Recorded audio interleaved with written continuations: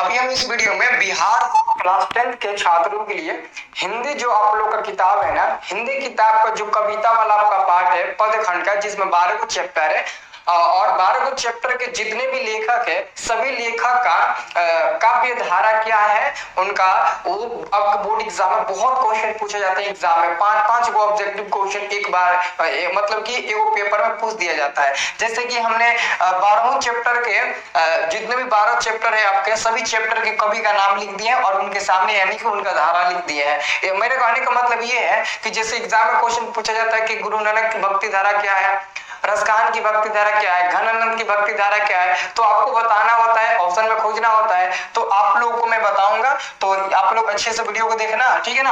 और आप लोग ना ऐसे ही वीडियो अगर आप लोग चाहिए इंपोर्टेंट मतलब कि ना वीडियो चाहिए जिससे कि बोर्ड एग्जाम में आप अच्छा स्कोर करें, तो आप लोग चैनल को सब्सक्राइब कर लीजिएगा। और इसको पता है कहाँ पे लिखना है, जो आपका हिंदी का फेयर होगा उसी का फर्स्ट वाले पेज पर लिखना है कि जब भी हिंदी का रिवीजन करो इसे जरूर करो।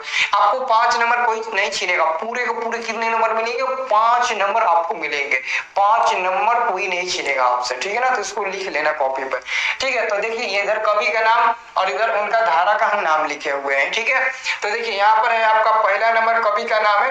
देखो पहला नंबर जो आपका पार्ट है उस पार्ट के लेखक है गुरु नानक, और गुरु नानक की भक्ति धारा क्या है, इनकी भक्ति धारा है निर्गुण भक्ति धारा, ये निर्गुण भक्ति धारा के कवि है, याद रखना। और आपका दूसरा नंबर है रसखान, तो रसखान किस भक्ति धारा के कवि है, तो रसखान जी सगुण भक्ति धारा के कवि होंगे, आपको याद रखना है रसखान जी सगुण भक्ति धारा के कवि होंगे। और घनानंद किस भक्ति धारा के कवि है, तो घनानंद रीति मुक्त काव्य धारा के कवि है, रीति मुक्त, ज्यादातर रीति मुक्त ही दिया रहता है, तो रीति मुक्त कहीं सगुण कहीं निर्गुण दिया रहता है, ठीक है। तो आपको याद रखना है रीति मुक्त, इसको लिख लेना आप लोग कॉपी में, ठीक है ना।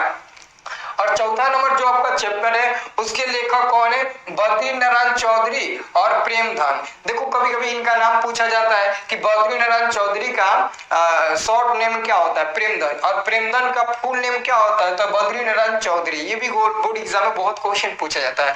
और इनका काव्य धारा क्या है, ये भारतेंदु युग की कवि है, ये भारतेंदु युग के कवि है, आपको याद रखना है, ठीक है।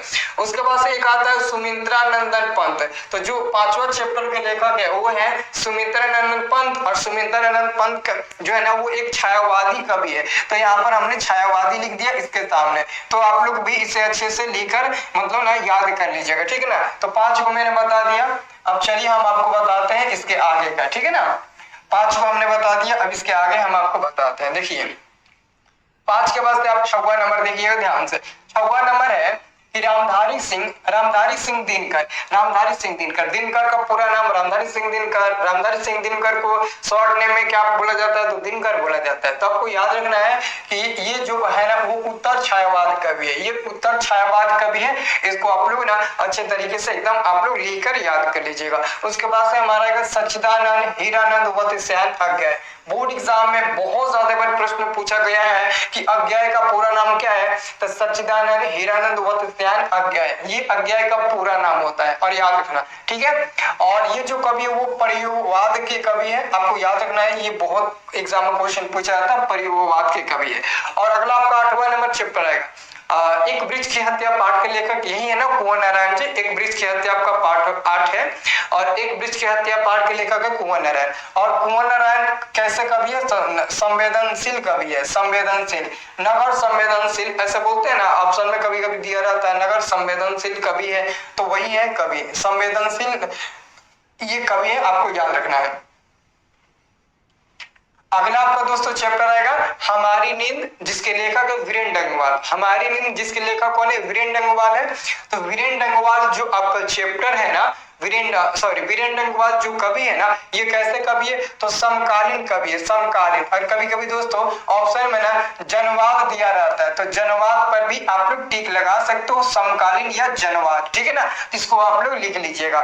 उसके बाद आएगा दोस्तों अनामिका, जो अनामिका है वो किस काल के कवि है, तो आपको याद रखना है अनामिका जो है ना वो समकालीन कवि है। कौन से कवि है, समकालीन कवि है, आपको याद रखना है, यहाँ पर समकालीन हम लिखे हुए हैं, और आप लोग भी अच्छे से लिख लीजिएगा समकालीन कवि है। उसके बाद से दोस्तों आपका आएगा 11वां नंबर लौट कर आऊंगा फिर, पाठ के लेखक है जीवनानंद दास। और जीवनानंद दास जो है ना वो कैसे कवि है, तो ये बंगला भाषा के कवि है, ये बंगला वाली कवि है, बंगाली भाषा के कवि है। तो आपको याद रखना है, यहाँ पर आपका आंसर हो जाएगा बंगला। ठीक है ना, आपको यही टिक लगाना है ऑप्शन में खोज कर।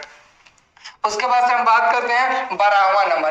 12वां नंबर है रेनर मारिया रिल्के।